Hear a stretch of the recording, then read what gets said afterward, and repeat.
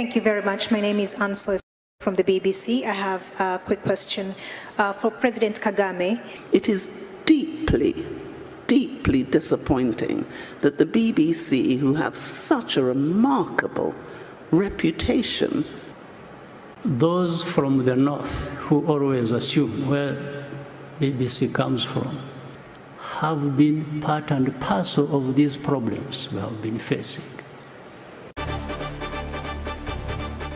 Inshuti bakunze ikiganiro cyacu nkuko nari maze kubivuga mu kiganiro n'itangazamakuru ubwo hasozwaga inama yahuzaga ibihugu bivuga icyongereza uko ari 54 ariko hakaba haritabiriye 52 kubera ko habayeho kimwe muri ibi bihugu kiri mu gihe cy'amatora hakaba yaba perezida ndetse na guverinoma bisa nkaho bidatuje cyangwa se bidahari ubu bari mu gihe rero cy'amatora.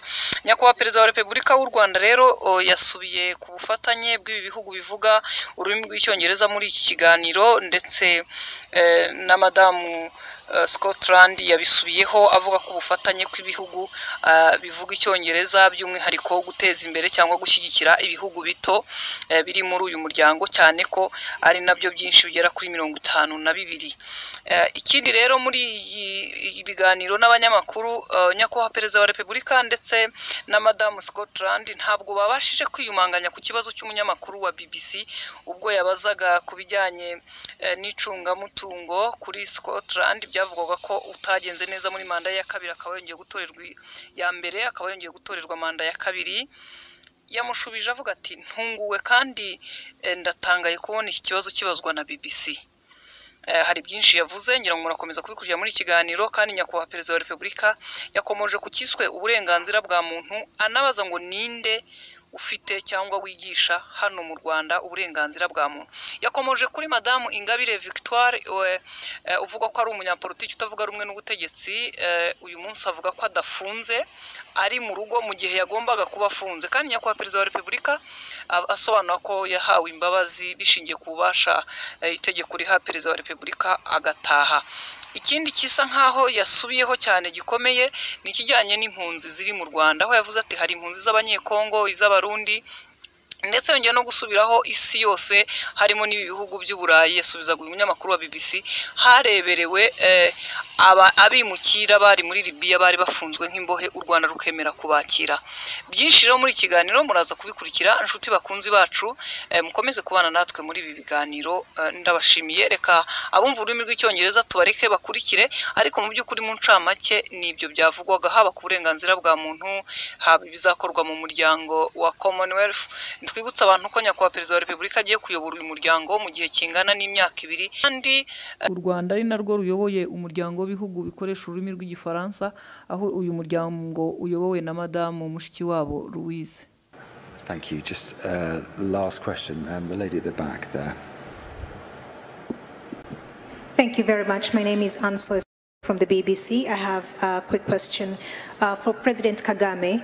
As Chair of the Commonwealth, I wonder what your priority will be, especially in terms of upholding the values of democracy and human rights, given that there's been a lot of scrutiny on your country and the record of your government, and critics have been pointing out the number of opposition leaders and journalists who are in prison. I wonder what your leadership of this organization is going to look like in the face of that. And tied to that is also the criticisms that have been directed at your government as well over the migrants deal. They have raised questions of human rights, but also questioning whether your government, by entering this deal, allows the British government to abdicate its responsibility towards refugees. May I ask a final question to the SG, please? In the run-up to this event, Madam SG, there were questions about, there were concerns that your office was withholding an important review of its finances, and some member states have been particularly unhappy about that. Now that you have won a re-election or reappointment, what actions are you going to take on this report and to restore their confidence? Thank you. Well, the first thing to say in relation to that is that there has been, I'm afraid, a graphic misrepresentation, and I'm really disappointed that before the BBC issued that story, they did not correctly ascertain what the position is. In fact, the report about which you speak is a report which was asked for by the leaders to assess the quality and the amount of money that the Secretariat should need in order to deliver all its mandates in the future. You will know, if sure, the BBC will have had access to the Transparency International data, which we publish consistently in relation to every £500 spent by the Secretariat. And you will know, because I'm sure in due diligence as good journalists you would have checked your facts, that we have had a clean bill of health for every single year of my stewardship. And indeed, if you look at the governance measures, we moved from the Secretariat from a C-rated organization to an A+. So we have been verifiably robust in the financial management. But we do have a problem. When I took up office in 2016 of the Commonwealth Secretariat, it was said that we were standing on a burning platform. The sums of money available to the Secretariat were insufficient really to meet our needs, and we had to reform it dramatically in order to remain a viable organization.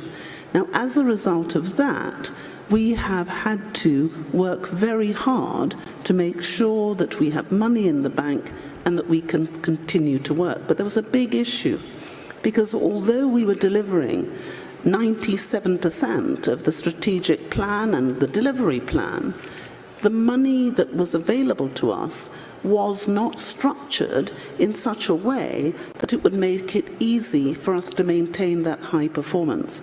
Therefore, the leaders asked a question.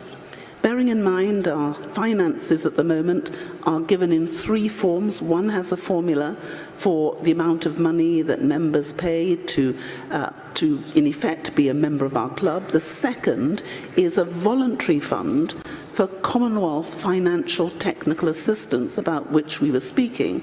And the third fund is a fund for youth projects. Now, those three funds have three separate audit trails, and we must be the most audited organisation known to man, yet we have less than £42 million to do it all. So the question that was raised in 2018 by the leaders was, how do we put the Secretariat, who they said at that stage were doing a remarkably good job, on a more sustainable footing? That is the question that EY was asked to address. It was nothing about the financial circumstances of the Secretariat. It was, how do we put an organisation which is seeking to serve 54 countries with a budget of only 42 million on a more sustainable footing? Now, there were terms of conditions of that contract, and all that was happening is that a report that was submitted was being discussed with EY in order to come to an amicable solution. It is deeply, deeply disappointing that the BBC, who have such a remarkable reputation, should have failed adequately to assure themselves of the facts, which could have been easily checked by looking on Transparency International before making what you may now feel was an ill-judged and inappropriate comment. But I thank you for giving me this wonderful opportunity to clear it up. Right. I think checking of facts is a serious problem with the very institutions we should have relied on to inform the public, the general public, the world, about some of these facts. Or whether the facts themselves or the interpretation of some of the things that actually happen. Now, let me start with the issue of values. Who defines the values? Or who doesn't actually have values? When people talk about values sometimes, there's one part of the world that has assumed the sole responsibility and the monopoly of defining values. So the rest of us have no values. We've just to keep learning from these ones who define the values. And by the way, the danger also is, it doesn't matter how long you take learning, you will never qualify. You will just always be branded somebody who has no values or who comes from a place where there are no values. So I want to put this case clear. Those from the north who always assume where BBC comes from, who always think they are the face of values, the rest have to follow. It's a big mistake. It's not true. We have values too. We here in Rwanda, in Africa, we do. No question about it. Second, there are some of these problems we have had in our continent, in Rwanda. Those from the north who define or want to define values have been part and parcel of these problems we have been facing. Some of them have actually been the cause of the problems we face. But at the same time, like the genocide here that took place here in Rwanda, where 1 million people over were killed. Well, I remember, if your memory serves you well too, I'm not inventing anything. The debate that went on at the UN, it was like, you know, these developed rich countries, those who define values, simply took it like, these are just Africans killing each other. These debates were in the open. But you think that is true? You think the divide that actually led to this genocide was just a creation of Rwandans, not the people from the north who actually divided this country, told people to think of themselves as belonging to one ethnic group and the other to think as belonging to another ethnic group, and therefore they should kill each other. Not only are they different, but they should kill each other. Would you believe that? Would you tell me that the 20 million people, this is documented by other people, not by me, who were killed in the Congo, were killed by other Congolese in the old days of King Leopold? And you think all that just disappeared in a moment? Then you had the savages coming over and taking over their own countries and killing each other? And then the others assume the higher ground, they are up there in the north, and keep pointing fingers at those of us and think we have no values and we just are there to, you know, we don't respect freedoms, we don't respect human rights. Sure, you think so? BBC, you think so? You take time, you broadcast, and from morning to evening, this is literally just abusing people. You're abusing Rwandans, you're abusing Africans, you're values. What values do you know, my dear sister, on behalf of BBC? So I want to assure you, there is nobody in the BBC or anywhere else thereabout who would be holding values better than we do here in Rwanda. Except if we just want to cover up the mistakes of the same people who want to define these values for us. Or really tragic mistakes of things they have caused. So when you are saying that, you may tell somebody else, people who don't have time to think or who don't have a history that where they have struggled with these complications, yes, they will. But here, those of us who have faced what we did, who have gone through what we did, we take our responsibility.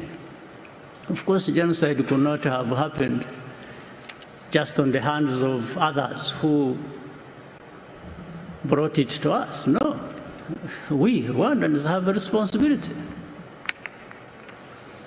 We have our share of the blame for it, but there are others who should take responsibility for that. So I just want to let you know that these issues of upholding values and so on, as far as I'm concerned, as I know, as far as Rwandans are concerned, we don't need any lessons from BBC or from anyone.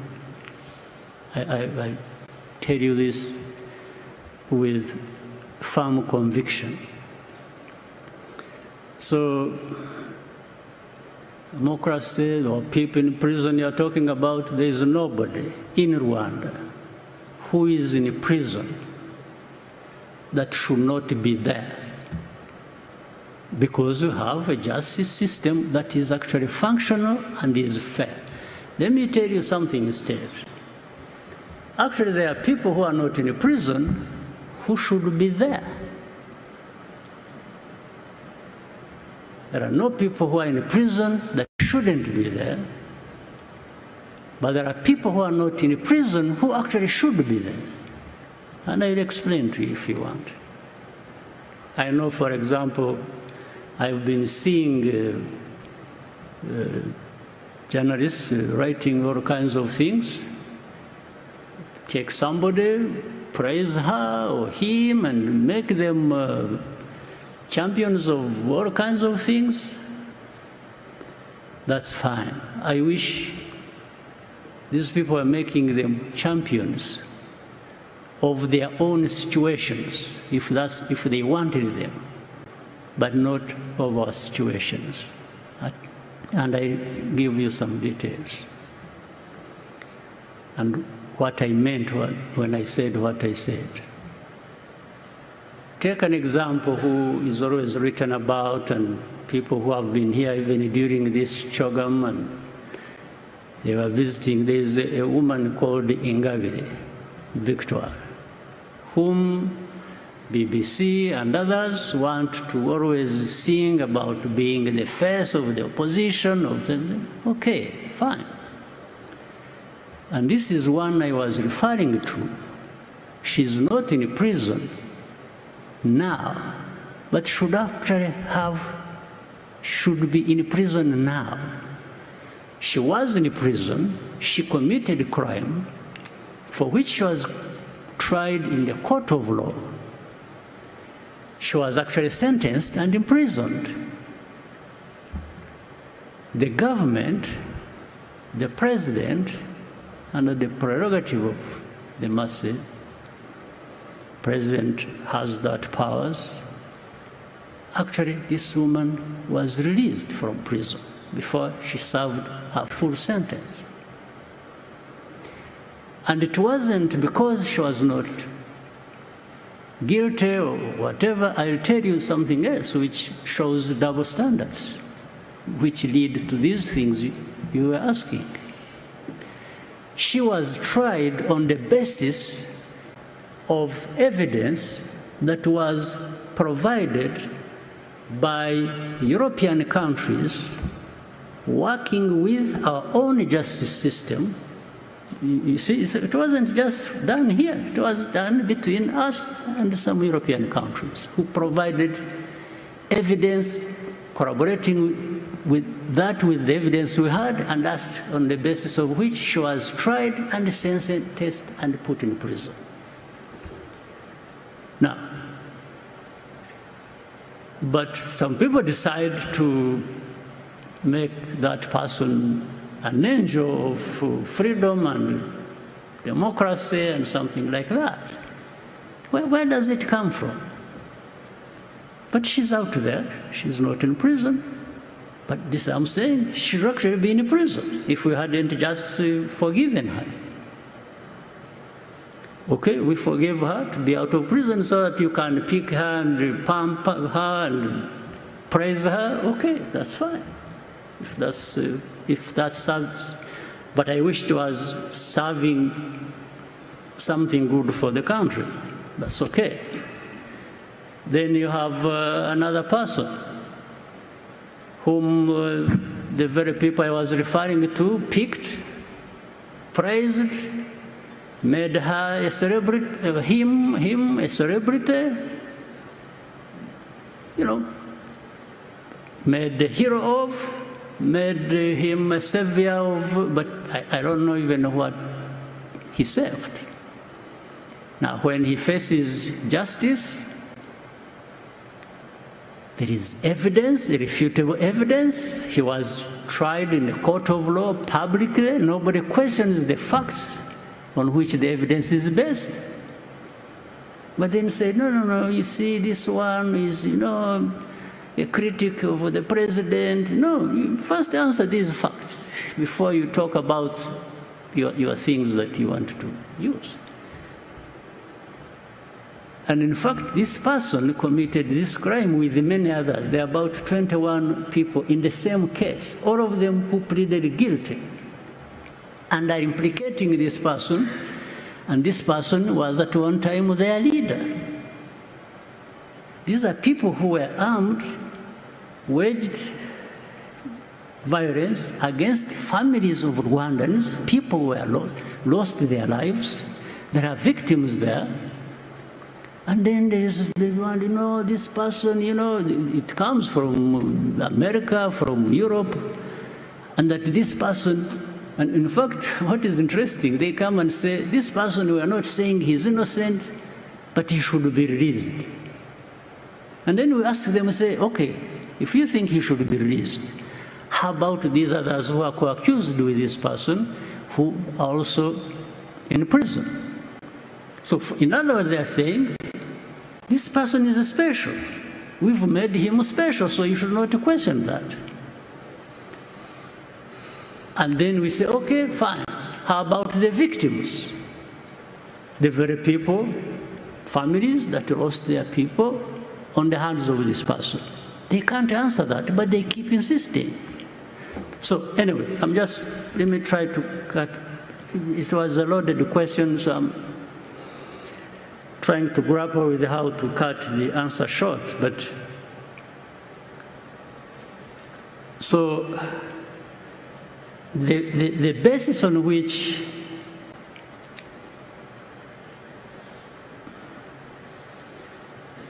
these judgments are made is not necessarily right. It's not correct. So I'll let you make a decision at some point what to believe or what you should be making other people believe, but I know by my answer in whatever way, maybe you're already framing a completely different story about what I said, or giving it a frame in which I didn't put it, but that's okay. Let me quickly talk about the migration problem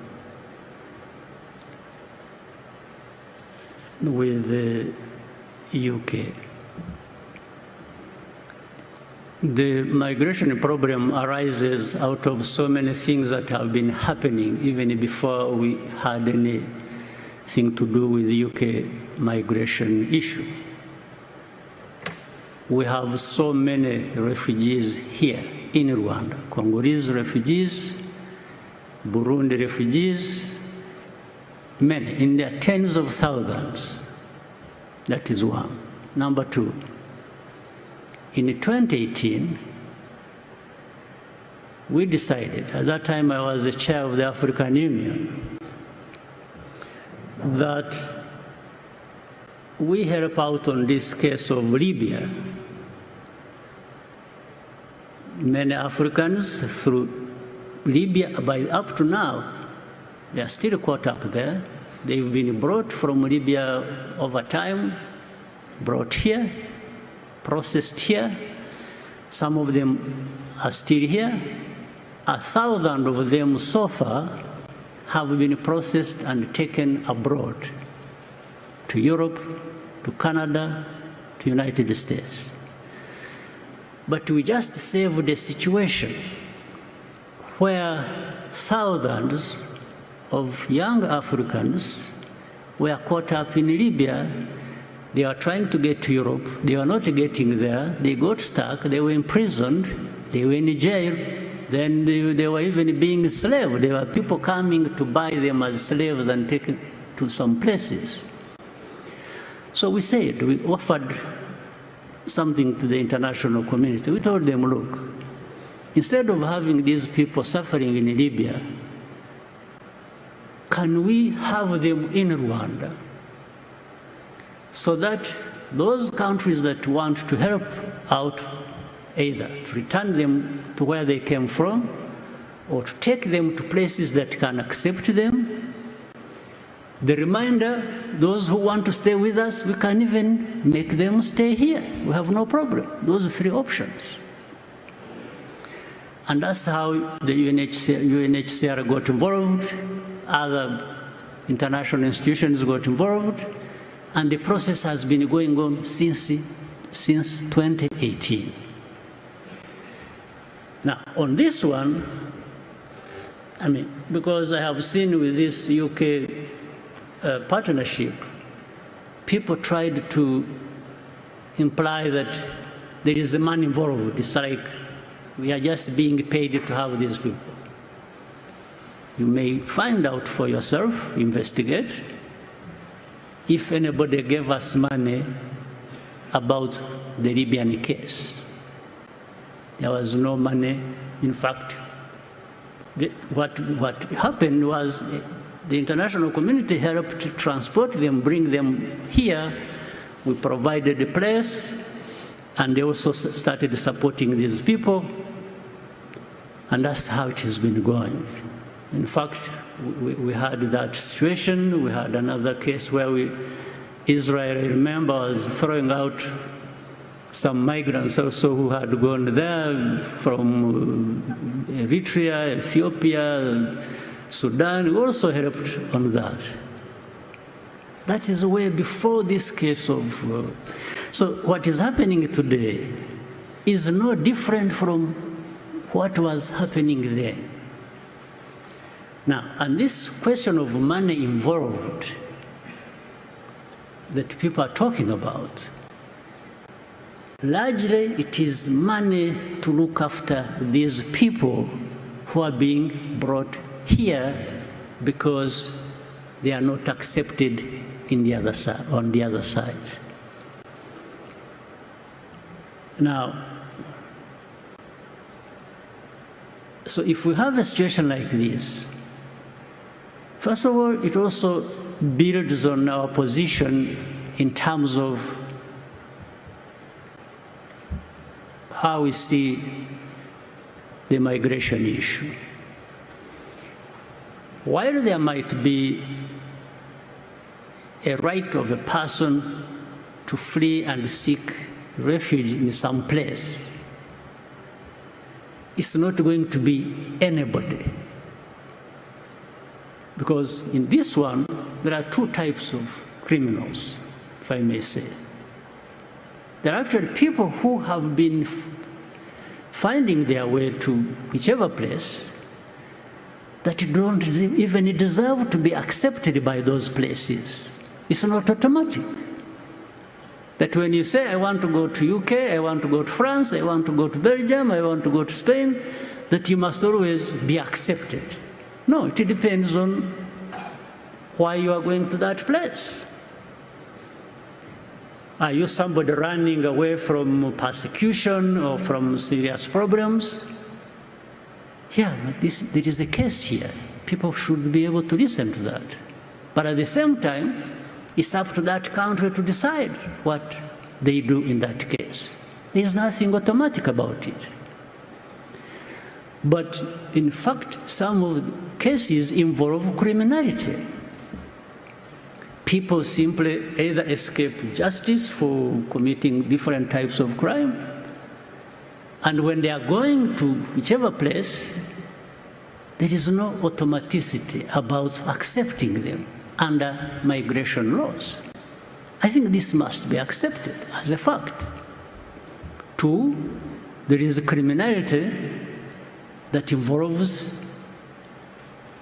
slave trade. It's like they are trading them. These people who, there is a network of criminals that actually do business with this. That is known. The criminal networks are known in Africa or in Europe.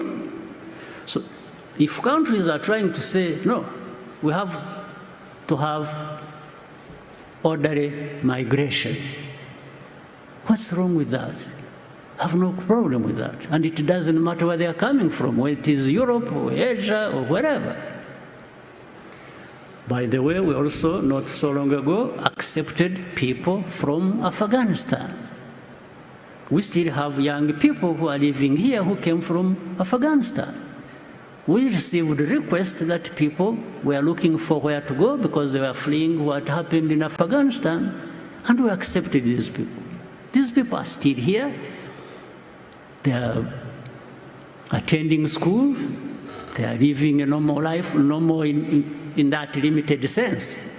Normal situation should be that they live in their country, but here we try to do our best to give them a sense of security and normalcy, but which is not complete. These people are here. They are being helped by different organizations, philanthropies. Nobody is giving this country money to do that. Absolutely not. So I wanted to, in those long explanations of words, to assure you that this migration issue is something that people will have different views about. But I have tried to explain to you where we come from in dealing with it the way we deal with it.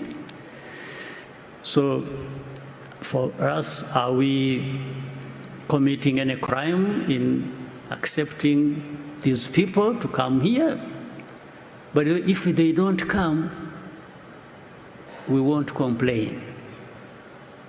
It's not like we are dying to have people come to us in this manner.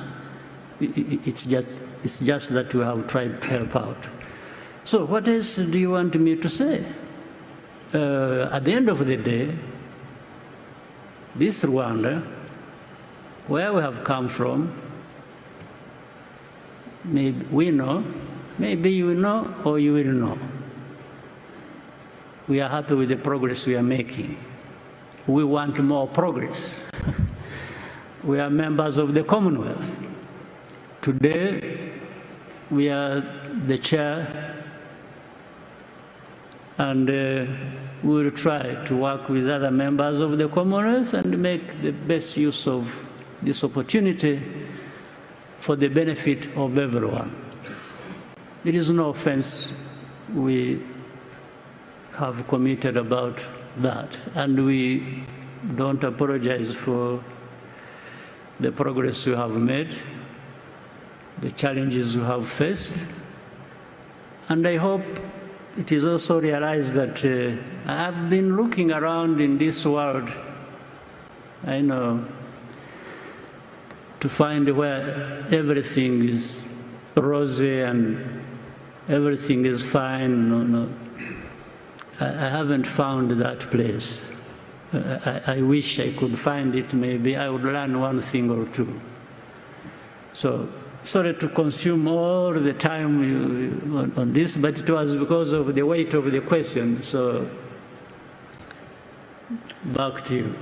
Thank you very much. I think we've run over significantly on time, I'm afraid. So I think that's the last of the questions. Thank you very much, Your Excellency, for participating, and thank you for